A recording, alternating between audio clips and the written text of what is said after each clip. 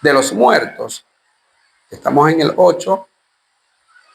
Entonces, aquí está hablando de que el versículo 6 y el 7 está hablando de las promesas que esperaban las 12 tribus. Y estas mismas promesas tienen que ver con el versículo 8, que es la resurrección. Aquí tenemos la esperanza, la promesa y el cumplimiento. Aquí Pablo le está demostrando a ellos que toda la tertulia que ellos levantaron contra él es porque se juzga entre vosotros cosa increíble que Dios resucite de los muertos. ¿De quién está hablando? ¿De quién está haciendo alusión? Está haciendo alusión de la resurrección de Jesucristo. Por eso él hace énfasis en este versículo 8, que es más importante. Por eso yo digo en esta predica que le coloqué el nombre, esta es la parte del respaldo escritural, donde él está diciendo en el 6 y en el 7, está diciendo ahora por la esperanza. ¿Qué tenían ellos? La esperanza. ¿Qué tenían ellos? Por la promesa que hizo Dios a nuestros padres. Soy llamado a juicio. Es la resurrección de Jesucristo lo que está llevando al desenlace. El 7 dice, promesa cuyo cumplimiento, está diciendo, se cumplió en Cristo. Esta promesa se cumplió en Cristo. Por esto me está acusando. Y le dice el 8, que se juzga entre vosotros cosa extraña, que Dios resucita a los muertos. Está hablando con alguien que conoce la materia. Vamos al versículo 9. Los versículos desde el 9 hasta el 15 completo se va a narrar el testimonio de Pablo. Lo va a meter al rey Agripa en el contexto y le va a mostrar esta revelación. Porque un hombre que era de los judíos, de la secta de los fariseos, ahora viene a convertirse al cristianismo. El 9 dice, 9, 10 y 11 dice, yo ciertamente había creído mi deber hacer muchas cosas contra el nombre de Jesús de Nazaret. Dice el apóstol Pablo, yo creía mi deber hacer todas estas cosas en el nombre de Jesús de Nazaret, contra el nombre de Jesús de Nazaret. Lo cual también hice en Jerusalén, está dando testimonio de las cosas malas que hice. Yo lo hice en Jerusalén. Yo encerré en cárceles a muchos de los santos, habiendo recibido poderes de los principales sacerdotes, y cuando los mataron, yo di mi voto. El 11 dice, y muchas veces castigándolos en toda la sinagoga los forcé a blasfemar. Y enfurecido sobremanera contra ellos los perseguí hasta las ciudades más extranjeras. Fíjense que el apóstol Pablo está dando contexto al rey Agripa para que entienda, yo que estoy siendo juzgado por esta causa, yo perseguía esta causa. Ahora estoy exactamente en el lugar donde ellos estaban. Pero él se está defendiendo. ¿Se está defendiendo con qué? Con la verdad. No está negando nada de estas cosas. El versículo 12 dice, ocupado en esto, donde él va a empezar a narrar por qué él hizo este cambio. Fíjense que lo que acaba de decir, yo perseguía a la iglesia, yo permitía que matasen a los cristianos, a esta secta a la cual yo ahora pertenezco, y los hacía blasfemar en las sinagogas y los perseguía. Entonces, si él que hacía esto contra ellos, dice el 12, que es la revelación donde dice, ocupado en esto, en estas cosas malvadas que él hacía, iba yo a Damasco con poderes y en comisión de los principales sacerdotes. Es decir, ¿poderes de quién? De los principales sacerdotes. Iba autorizado, tenía legalidad, carta para hacer lo que él quisiera.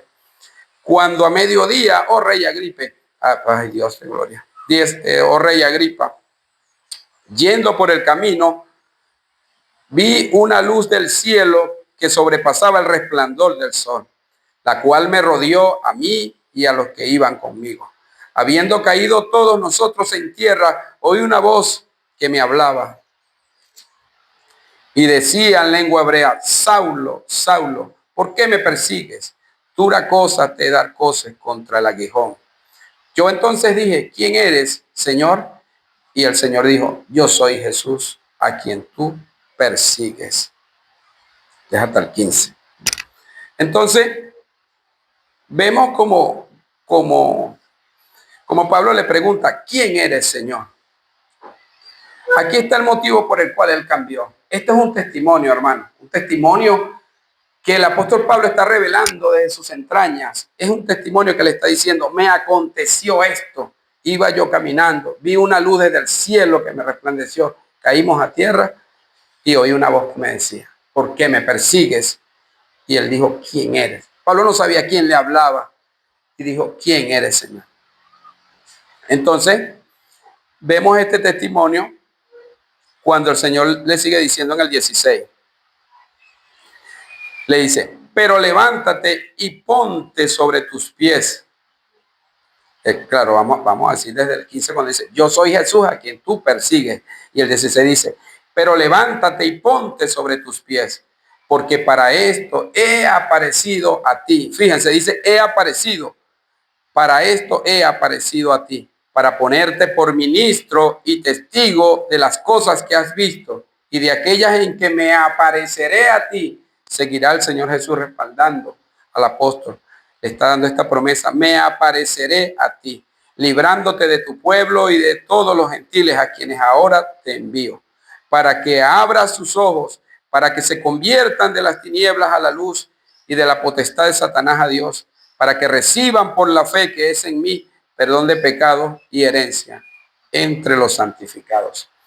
Hermanos, mira la primera conversación que tiene el apóstol Pablo con el Señor Jesucristo. El Señor Jesucristo le dice, después que está en tierra, acuérdense de eso, hermano, cuando esté en el lugar más bajo, el Señor le dice, levántate, ponte sobre tus pies. Él es el único, hermano, que nos puede decir eso. Levántate, ponte sobre tus pies. Para eso he aparecido a ti. ¿Y qué es lo siguiente que le dice? Te pondré por ministro y testigo. Ya le está dando un ministerio directamente al Señor Jesús, al apóstol Pablo. Le está dando directamente, primera conversación. No se fue por las ramas, no hablaron nada, directamente. Te pondré por ministro y testigo de las cosas que has visto. Este es el mismo testimonio que le está dando, el mismo testimonio que ya lo está dictando. Ya el Señor se lo había dicho antes que él tenía que darlo. Testigo de las cosas que has visto y de aquellas en las que me apareceré a ti. Todavía seguiría el apóstol Pablo en su ministerio, teniendo la presencia del Señor Jesús y dando testimonio de él. Por eso iba tan fuerte haciendo este trabajo. El 10 le dice, librándote de tu pueblo y de los gentiles a quienes ahora te envío. Aquí está el nombre de la predicación. Por eso el respaldo de Dios. Dios lo iba librando de su pueblo judío, a estos que lo tenían preso, estos que confabulaban contra él, para que pudieran apresarlo y matarle. Pero el Señor lo había guardado. Dice, librándote. Esta es la esperanza que nosotros tenemos, hermano. Librándote, nosotros vamos a ser librados también.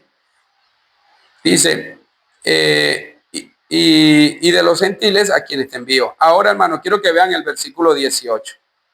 El versículo 18 dice, para que abra los ojos, para que se conviertan de las tinieblas a la luz y de la potestad de Satanás a Dios, para que reciban por la fe que es en mí perdón de pecados y herencia entre los santificados.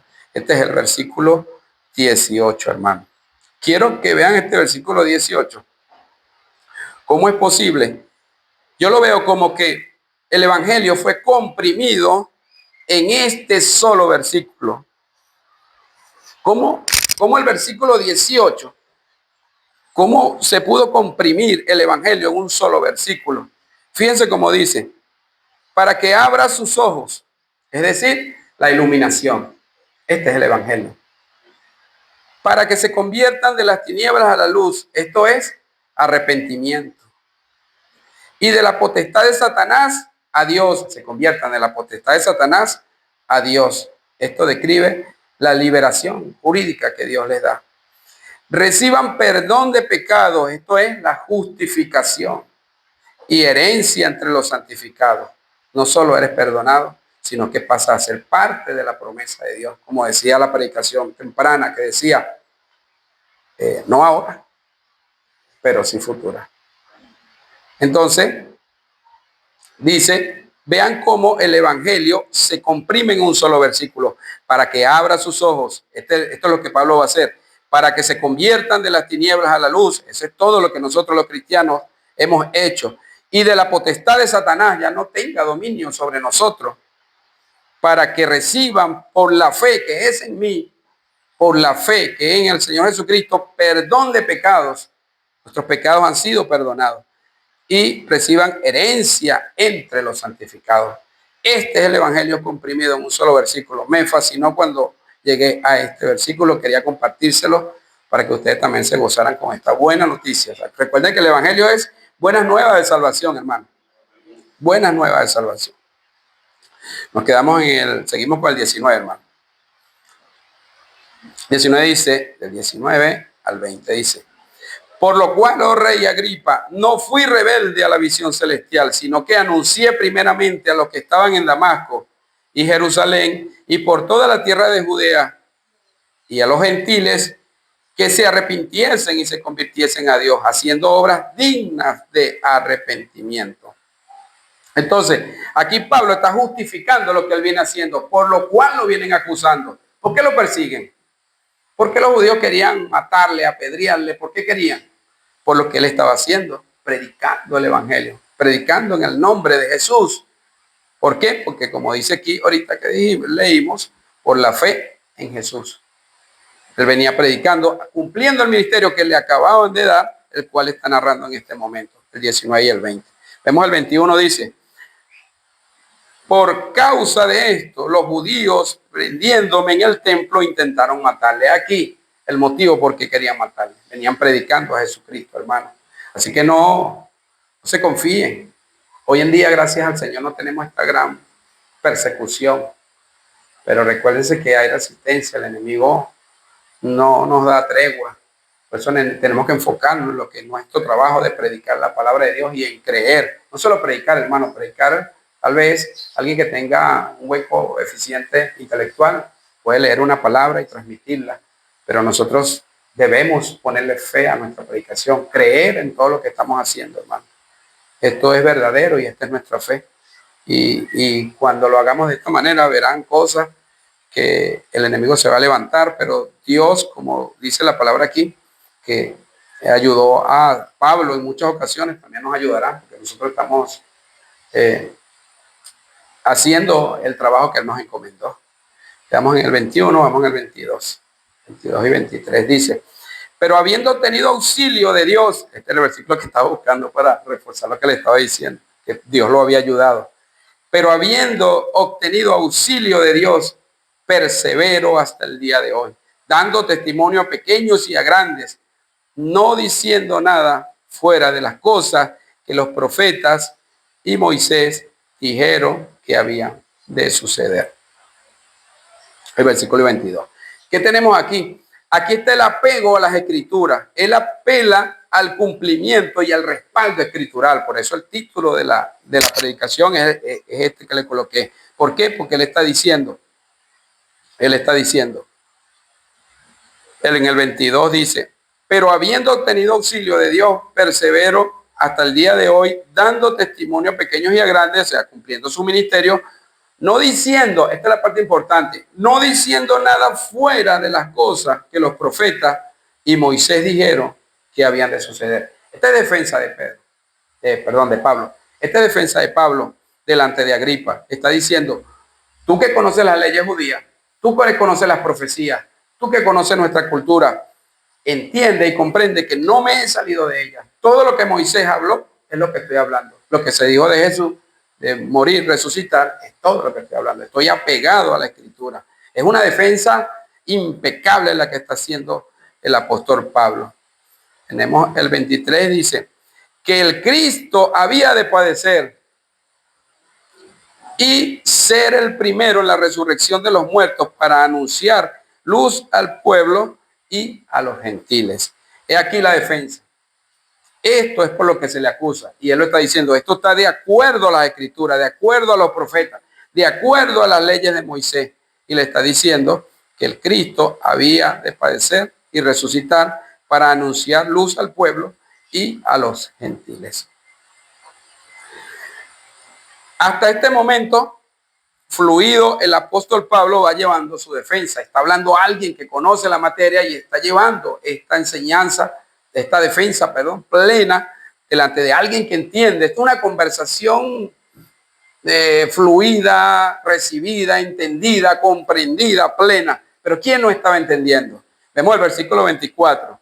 Diciendo él estas cosas en su defensa, Festo a gran voz dijo: estás loco, Pablo, las muchas letras te vuelven loco.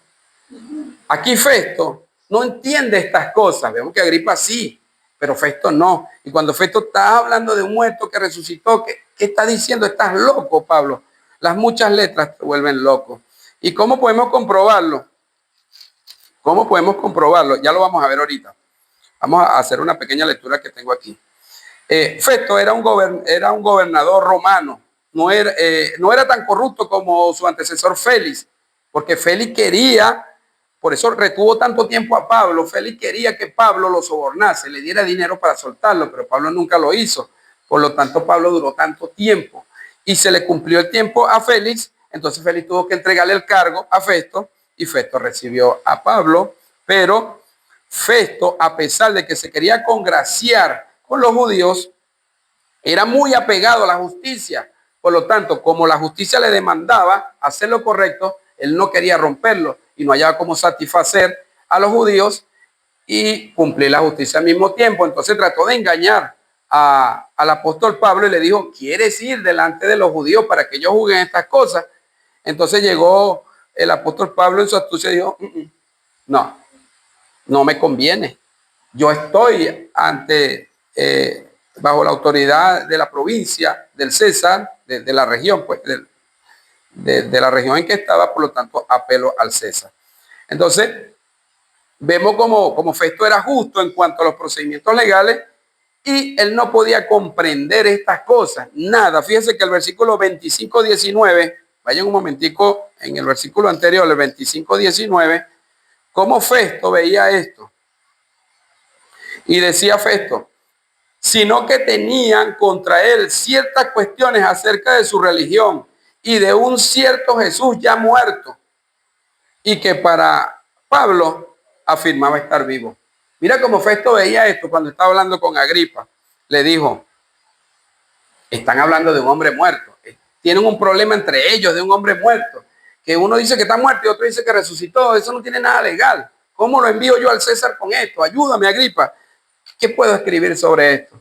Y cuando él llega y ve este clima, esta explicación tan profunda que había hecho el apóstol Pablo, pega ese grito y dice, diciéndole estas cosas, en gran voz dice, estás loco, Pablo. Las muchas letras te vuelven loco. Fíjense cómo lo ve un incrédulo, un no conocedor en la materia, y cómo lo ve Agripa, que sí era conocedor de la materia. Más él le dijo, el 25, ¿no? Sí, el 25 dice, no estoy loco, excelentísimo Festo, no estoy loco, sino que hablo palabras de verdad y cordura. Fíjense que el evangelio les es locura a los que no creen. Y les digo, hablo palabras de verdad y cordura. No pueden entender estas palabras. Entonces el 26 dice, pues el rey sabe estas cosas. Está respaldando su conocimiento, su verdad, delante del que conoce la materia. Pregúntale al rey, el rey conoce estas cosas. Entonces Festo está exaltado, pero Pablo le pasa la pelota al rey Agripa, el cual se vio estrecho. Le dice, el rey sabe estas cosas, delante de quien también hablo con toda confianza, porque no pienso que ignoran nada de esto, pues no se ha hecho esto en algún rincón. ¿Crees, oh rey Agripa, a los profetas? Yo sé que crees. O sea, Festo está escandalizado y Pablo le dice, no, estoy loco, pregúntale a Agripa. Y Agripa ve a Festo y dice, ajá, ¿cómo me parcializo? ¿A quién le doy la razón? Si digo que Pablo tiene la razón, entonces Festo va a decir que estoy loco. Y si digo que Pablo está loco, Pablo va a saber porque él sabe que yo conozco lo que estamos hablando. Entonces le dice, ¿creen los profetas? ¿Qué respuesta le dio? Entonces Agripa le dijo a Pablo, por poco me persuades a ser cristiano. Fue la salida que le quedó. Digo, aquí, ¿qué hago? No, me voy hacia Festo. Es autoridad conmigo, es gobernante conmigo. Yo solo estoy en la supervisión de los judíos, no formo parte de ellos, no me voy a mi grupo. Y se apegó más a su grupo y dijo, por poco me persuade a ser cristiano. Y Pablo dijo, quisiera Dios que por poco, por mucho, no solamente tú, sino también todos los que hoy me oyen. ¿Cuántas personas habían ahí oyendo? Es una predicación. Es una defensa y una predicación apegada a la palabra, apegada a la verdad. Y le está diciendo, o por poco o por mucho, no solamente eso, sino también todos los que hoy me oyen, fuesen hechos tales como yo, excepto estas cadenas. No quiero verlos presos por Jesucristo, pero quisiera verlo aquí, en este lugar de salvación. Luego el versículo 30 dice, cuando había dicho estas cosas, se levantó el rey y el gobernador y Berenice y los que se habían sentado con ellos. Y cuando se retiraron aparte, hablaban entre sí diciendo, ninguna cosa digna de muerte ni de prisión ha hecho este hombre. Y estuvo 2 años preso, creo que más de 2 años, por ninguna cosa digna de muerte que había hecho este hombre. Y Agripa dijo a Festo, ¿podía este hombre ser puesto en libertad si no hubiese apelado al César? Fíjense como Agripa también hace lo mismo que Festo. Se apegan a la jurisdicción, se apegan a las reglas, a las normas jurídicas. Está diciendo, podemos liberarlo, pero el apelo a César tiene que ir hasta el César. Hermanos, no sé cuánto estamos de tiempo, hermano Naxon. ¿Quedan 10? Perfecto.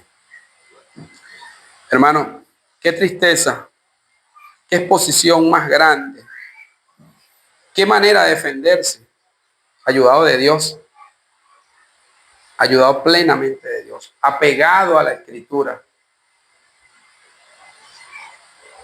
Este es un gran testimonio que está aquí en la palabra de Dios, y no solo para ellos, que ellos vivieron esta escena, sino también para nosotros. Nos sirve a nosotros para abrir los ojos y entender qué nos depara el devenir de nosotros, hermanos. No estamos jugando a ser cristianos, ya es la segunda vez que lo digo. Debemos creer lo que está escrito, así como Pablo, dominar lo que está escrito, entenderlo bien para enseñar bien, para llevar salvación a todos aquellos que necesitan esto. Estamos hablando de la vida eterna, estamos hablando de la resurrección, lo que nosotros ven por locura, es la esperanza que nosotros tenemos, una esperanza de vida eterna. Como dice el pastor, vida eterna, ya, pero todavía no. ¿Por qué? Hace falta un cumplimiento. Tenemos que esperar los tiempos del Señor y eso se cumplirá. Por eso les digo, hermano, cuando vengamos a la iglesia, tratemos de disponer el corazón. En la iglesia nos alegramos con los hermanos, nos alegramos, cantamos, nos divertimos, comemos, compartimos, nos consolamos, nos ayudamos. En la iglesia la pasamos bien, pero también tenemos que venir a escuchar la palabra de Dios. En los cánticos, ahora estamos implementando los salmos, en las conversaciones, en las oraciones, en los muros de las paredes, que siempre se colocan algunos versículos, en la predicación mayormente. Decía la predicación del viernes, que las palabras dichas de aquí a veces nos confrontan de una manera fuerte y afligen nuestro corazón, nos hacen sacar nuestra rebeldía, porque sentimos que el predicador nos está dando indirectas. Sin embargo, hermanos, cuando ponemos los ojos en la palabra de Dios, a veces no es el predicador. Porque si las palabras del predicador están conforme a lo que está escrito, ya no son palabras del predicador, porque están de acuerdo a lo que está escrito. La palabra desde aquí dicha de los predicadores, a algunos nos confronta, a otros nos consuela, a otros nos dan ánimo, a otros nos dan respuesta. Lo cierto es que es necesario que vengamos con un corazón dispuesto, no solo a ver lo externo. A veces cerramos los ojos y prestamos oídos, así como el evangelista Juan se acercó en la última cena al Señor Jesús para oír de sus labios quién le entregaría. Acerquémonos nosotros cuando vengamos a este lugar a esperar una palabra del Señor. Señor, dame una palabra que me pueda llevar, para no irnos como llegamos, sino irnos con algo nuevo, algo que investigar, algo que aprender, algo que aplicar, algo que cambiar en nuestra vida. Debemos perfeccionarnos cada día para que seamos más verdaderamente dignos de esta salvación. No es para ganarlas, sino es para que vivamos como Dios ha preparado que nosotros vivamos. Por eso le digo, iglesia, de verdad, que se amen los unos a los otros como el Señor nos ha mandado y que no pierdan la esperanza. Hay una vida eterna, hay una salvación por la cual nosotros luchamos, por la cual predicamos, por la cual insistimos. De verdad, que Dios le bendiga. Oremos. Padre de la gloria.